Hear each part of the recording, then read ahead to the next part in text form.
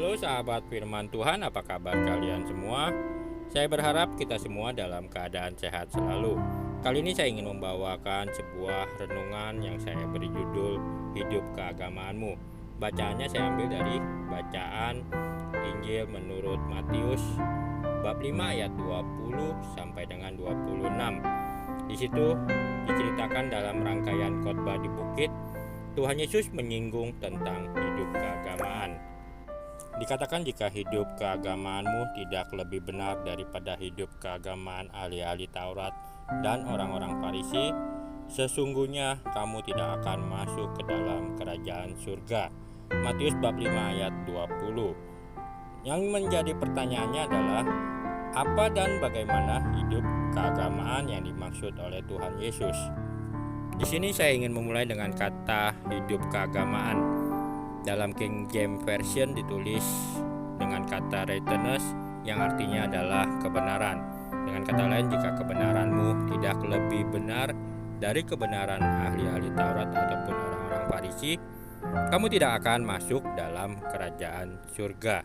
Jadi yang dimaksudkan hidup keagamaan oleh Tuhan Yesus adalah sebuah sikap hidup yang berdasarkan kebenaran Allah sendiri.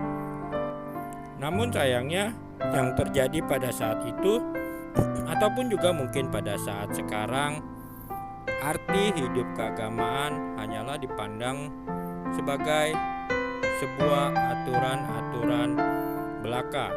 Benar atau salah, tidak boleh begini, tidak boleh begitu, harus begini, harus begitu.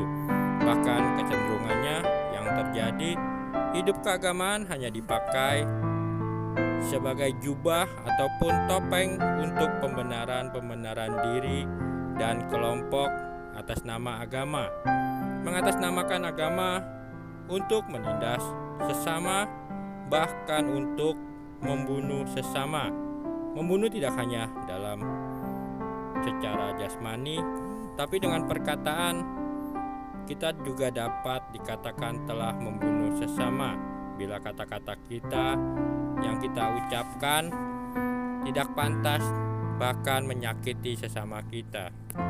Dari bacaan ini kita dapat merenungkan bahwa hidup keagamaan tidak melulu tentang taat kepada aturan-aturan agama, aturan-aturan gereja, ataupun kita taat beribadah.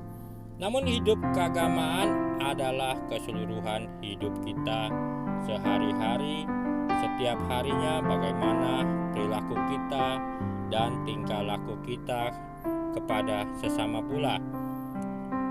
Hidup keagamaan adalah sebuah kehidupan yang dipimpin oleh Roh Kudus, Roh Allah yang hidup. Kita tidak bisa di satu sisi taat kepada aturan agama, namun di sisi lain menjadi penindas sesama. Kita juga tidak bisa di satu sisi taat beribadah, namun di sisi lain menjadi musuh sesama kita. Pesan Tuhan Yesus sangatlah jelas kepada kita dalam bacaan Injil hari ini. Jika hidup keagamaan kita hanyalah seperti ahli-ahli Taurat ataupun orang-orang Farisi pada saat itu, yang tidak sepenuhnya hidup dipenuhi oleh kebenaran Allah sendiri, maka kita hanya hidup untuk aturan-aturan agama, bukan untuk kemuliaan Allah. Dan hukumannya dikatakan dalam Injil sangatlah jelas, neraka yang menyala-nyala. Matius bab 5 ayat 22.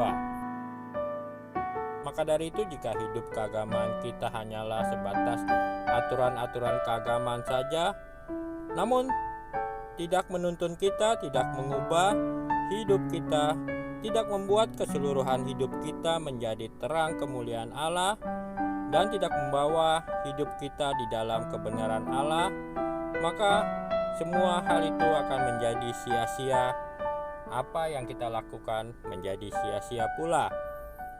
Semoga hidup keagamaan yang kita jalani setiap harinya dapat berbuah kehidupan bagi kemuliaan Allah dan tentunya juga bagi sesama kita, kini dan sepanjang masa. Tetap setia, tetap semangat, fiat lux, jadilah terang.